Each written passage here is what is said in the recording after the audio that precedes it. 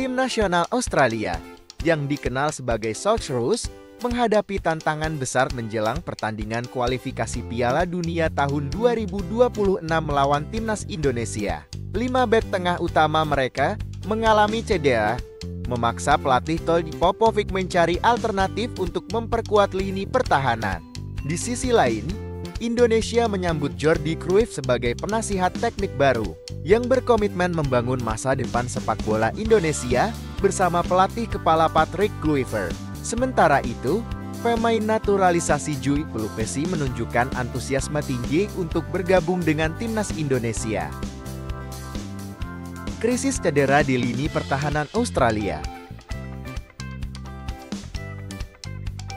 Australia mengalami krisis cedera yang signifikan di lini pertahanan menjelang pertandingan penting melawan Indonesia. Bek tengah andalan mereka, Harry Souttar, mengalami cedera tendon Achilles saat bermain untuk Sheffield United melawan Burnley. Penampilannya yang impresif membuka jalan baginya untuk bergabung dengan Persik Kediri pada tahun 2017.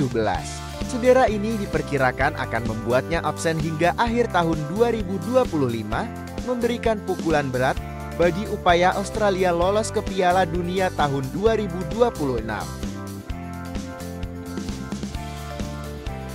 Selain Souttar, 4 bek tengah lainnya juga dilaporkan mengalami cedera. Alessandro Circati, Hayden Matteo, Thomas Deng dan Giannis Stansnes alami cedera parah. Meskipun detail mengenai nama dan jenis cedera mereka belum dipublikasikan secara resmi, situasi ini memaksa pelatih Toddy Popovic untuk mempertimbangkan pemanggilan bek veteran dari Liga Domestik Australia guna mengisi kekosongan di lini pertahanan.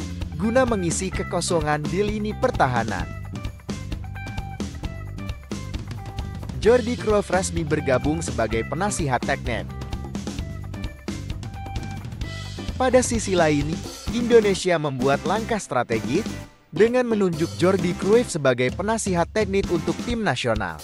Penunjukan ini diumumkan oleh PSSI pada 25 Februari tahun 2025. Sebagai bagian dari upaya restrukturisasi dan peningkatan kualitas sepak bola nasional.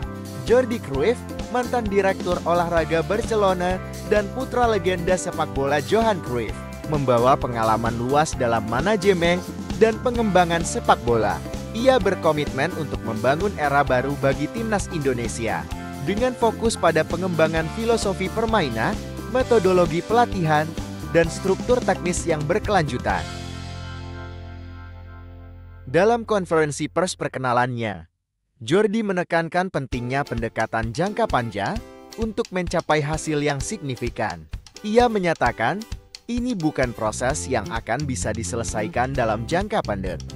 Ini jangka panjang. Ada sasaran-sasaran jangka pendek, menengah, dan panjang yang harus kita penuhi. Penunjukan Jordi Cruyff melengkapi struktur kepelatihan timnas Indonesia yang sebelumnya telah merekrut Patrick Kluivert sebagai pelatih kepala. Kedua figur ini memiliki sejarah kerjasama yang sukses, termasuk saat membawa Barcelona meraih gelar juara. Kolaborasi mereka diharapkan dapat membawa perubahan positif dan meningkatkan performa timnas Indonesia di kancah internasional. Patrick Kluivert menyambut positif kehadiran Jordi dalam tim kepelatihan. Ia percaya bahwa pengalaman dan visi Jordi akan memperkuat fondasi timnas Indonesia dan membantu mencapai target jangka panjang. Antusiasme Joey Pelupessy bergabung dengan timnas Indonesia. Sementara itu, proses naturalisasi pemain terus berlanjut untuk memperkuat skuad Garuda.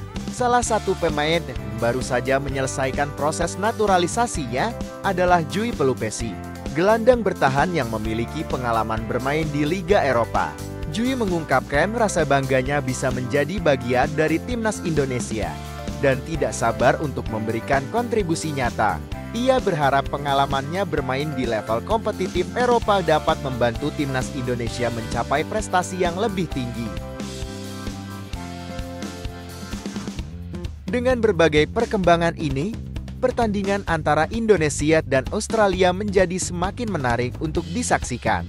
Australia harus beradaptasi dengan absennya pemain kunci di lini pertahanan.